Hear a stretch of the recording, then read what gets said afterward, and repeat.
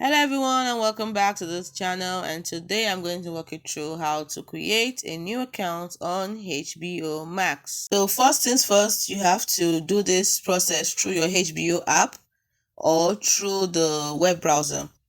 So let's go ahead.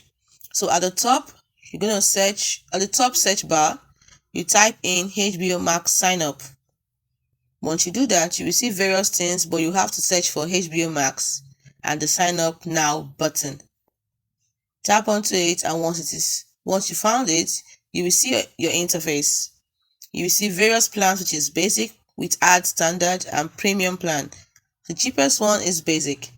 If you would like to select basic, go ahead and tap on the box.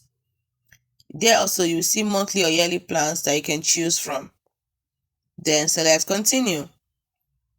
At the next page, you might be required to enter your card details, so go ahead and do that. And now, in order to create an account, simply go ahead, type in your email address and select continue.